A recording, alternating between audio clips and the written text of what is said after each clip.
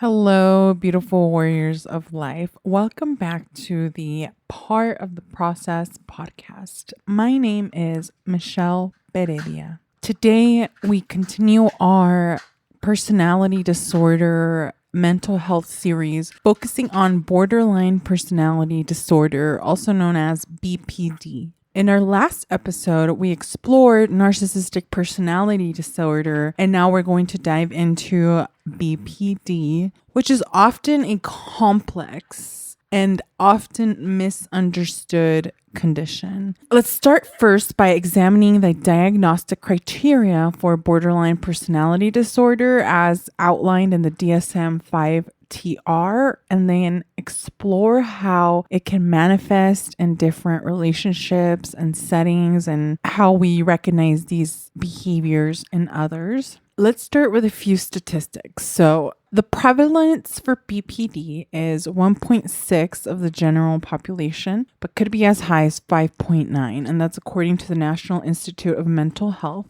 It is more commonly diagnosed in women, though men may be misdiagnosed or underdiagnosed. Self-harm occurs approximately 70 to 80% in individuals with BPD, and the suicide risk is up to 10%. It's so critical to find intervention and support for individuals with BPD. Let's go back to the DSM-5 TR criteria. BPD is diagnosed when there's a pervasive pattern of instability in interpersonal relationships, self-image, and affects, along with marked impulsivity. The pattern begins in early adulthood and it presents in a variety of contexts. So in order to meet the criteria for BPD, at least 5 of the following symptoms must be present. Number 1, frantic efforts to avoid real or imagined abandonment.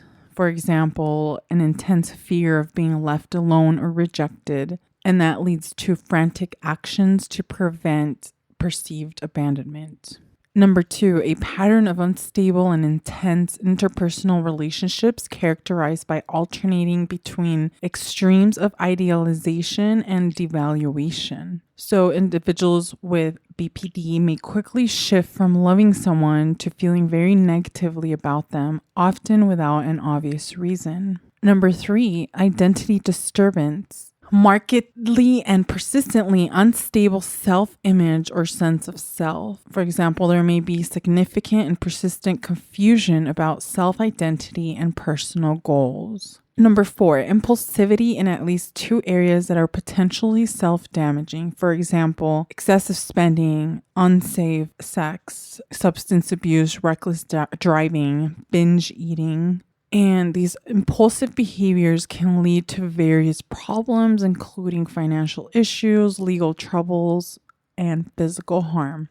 Number 5, recurrent suicidal behavior, gestures, or threats, or self-mutilating behavior. This includes a range of self-harming behaviors from non-lethal self-injury to repeated suicide attempts. Number 6, affective instability due to a marked reactivity of mood. For example, an intense episodic dysphoria, irritability, or anxiety, usually lasting a few hours and only rarely more than a few days. These mood swings can be severe and frequent, often in response to environmental stressors. Number 7, chronic feelings of emptiness. Individuals with BPD may often feel empty or hollow regardless of their external circumstances. Number 8, inappropriate, intense anger or difficulty controlling anger. For example, frequent displays of temper, constant anger, or recurrent physical fights. Anger can be intense and challenging to manage and sometimes lead to physical altercations. And number 9, transient stress-related paranoid ideation or severe dissociative symptoms. Under stress, individuals with BPD may experience paranoid thoughts or dissociation, meaning they feel detached from reality or from themselves. Now that we understand the diagnostic criteria, let's explore how BPD can manifest in different relationships and settings. This is how it can look like in a mother. They may have intense, unstable relationships with their children, alternating between over-involvement and withdrawal. She may exhibit unpredictable mood swings, making it challenging for her children to understand and predict her reactions. In fathers, a father with BPD may display impulsive behaviors such as substance abuse or reckless spending. He may also struggle with anger management, leading to frequent conflicts and an unstable family environment. In friends, a friend with BPD may idealize their friend one moment and devalue them the next, leading to a tumultuous friendship. They might also exhibit intense fear of abandonment, clingy or demanding behavior. An example of BPD in a significant other or partner would be a partner with BPD having rapid mood swings, intense jealousy, and fear of abandonment, which can result in frequent arguments and a roller coaster relationship dynamic. And at work, an individual with BPD may struggle with interpersonal relationships, leading to conflicts with colleagues. And they may also have experienced difficulty managing stress, resulting in frequent emotional outbursts or impulsive decisions. The individuals with BPD often endure significant emotional pain and instability. And oftentimes, I don't know if you guys have read The Body Keeps Score, but many times those that have endured trauma are later diagnosed with BPD. It can be very difficult to cope with their intense and overwhelming emotions. Therefore, it's important that if you do know someone with BPD, you have boundaries, because it can be, like I said, very intense. And you also want to make sure that as much as you love them and want to take care of them, you're also taking care of yourself. And I wanted to discuss how you can show up if you do have a friend or a loved one that has BPD. So what really helps is educating yourself and understanding the disorder in order to provide better support and empathy. Encourage treatment and support them in seeking professional help. Oftentimes, dialectical behavior therapy and cognitive behavior therapy has helped out individuals with BPD. I guess it's a matter of being patient and recognizing that their behaviors are symptoms of their condition and not necessarily take it personal, which is very difficult to do. Like I mentioned, setting boundaries is essential for both of your well-beings. Show them that you're there for them without encouraging, or enabling harmful behaviors. So in order to establish and maintain healthy boundaries with someone that has BPD, be clear and consistent, and clearly communicate your boundaries and consistently enforce them. This helps the person with BPD understand what's acceptable behavior and what is not. You want to stay calm when boundaries are tested. Respond calmly and assertively. Try not to, escalate the situation. It's unfortunate that it sounds a little bit like you're walking on eggshells all the time.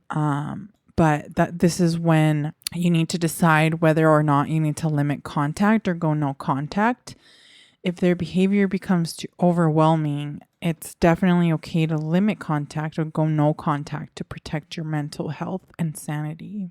So people with BPD might use various self-harming behaviors to cope with feelings of abandonment or to keep someone from leaving. Some instances are self-injury, such as cutting or burning themselves, suicidal gestures like threatening or attempting suicide, substance abuse, using drugs or alcohol as a coping mechanism, and reckless behavior like reckless driving or unsafe sexual practices. If you find yourself in a situation in which you're being devalued by someone that has BPD, it's very important to protect your mental and emotional health.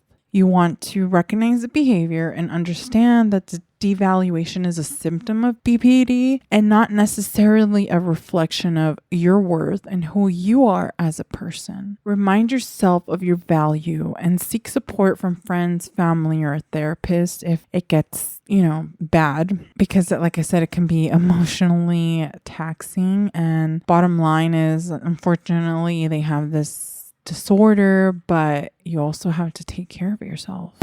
Going back to the complexity of BPD, it's complex because of the encompassing symptoms, underlying causes, and the impact that it has on individuals and their relationships. For example, the emotional instability with intense and rapid mood swings that oftentimes are triggered by external stressors. This back and forth between idealizing someone and devaluing them, or when individuals with BPD report persistent feelings of emptiness and boredom, which can lead to further impulsive behavior or substance abuse as a way to fill the boredom. And it's oftentimes BPD occurs or co-occurs with other mental health disorders such as depression, anxiety disorders, substance use disorders, and eating disorders. The comorbidity complicates diagnosis and treatment because multiple issues have to be addressed simultaneously. It is thought that BPD development is influenced by a combination of biological, physiological, and social factors. The whole nature versus nurture, which seems like everything is a nature versus nurture, and there's never going to be one concrete, like, this is why you have this. Genetic predisposition, early childhood trauma, and environmental stressors all play a role on the onset and progression of the disorder. The multifaceted etiology makes understanding and treating BPD so challenging. The early stressors in life that can contribute to the onset of BPD can include childhood trauma, whether that's physical, emotional, or sexual abuse. This seems to be a significant risk factor of BPD. Neglect and abandonment, such as lack of emotional support and care during critical developmental periods, can contribute to the disorder. Parental substance abuse, domestic violence, where your environment is not safe. You feel like you don't have anyone you can trust or rely on, and it's just so chaotic all the time.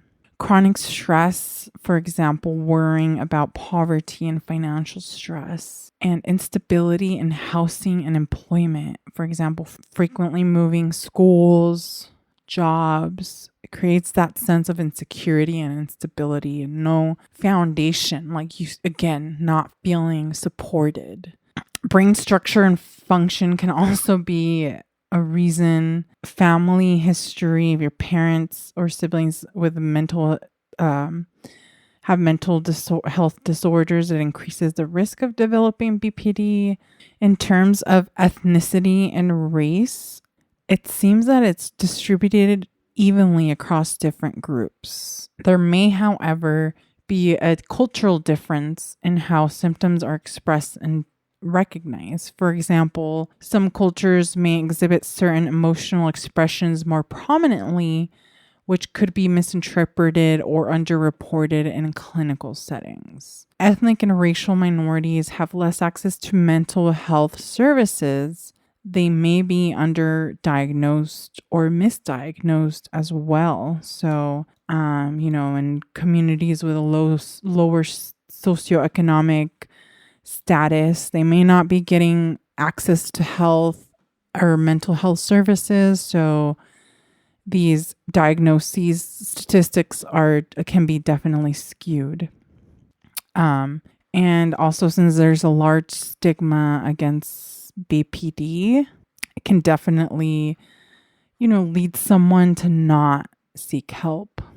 While we must have compassion and empathy for these individuals, because many of them have gone through traumatic events in life and they have no foundation, no safe place, may have not experienced love as kids. While all that may be true, as much empathy and compassion that you have, you must also protect yourself, protect your energy, and keep up those boundaries. It may be tough. Boundaries are tough, man. When you love someone and you want to be there for them, boundaries are tough, especially if you've never applied boundaries in your life or you come from a family where there's a lot of enmeshment, codependency. Boundaries can be tough, but I believe in you guys. I believe that you can continue taking care of yourself. Remember to prioritize self-care over everything, because if your cup is not full, there's no way you can go out and help anyone. It almost becomes like an obligation, and it eventually leads to feelings of anger when you're helping someone and your cup is not full. I believe that's it for this episode. The next disorder we will discuss is histrionic personality disorder. And we'll do the same as we did here, go over the DSM-5 TR diagnosis criteria and move through the personality disorder. So I will see you guys in my next episode. And as always, if you are going through things in life, keep pushing, keep holding on, because remember, the world needs you and I need you. All right, beautiful warriors of life. Follow me on all socials at Part of the Process Podcast, and I'll see you in my next episode.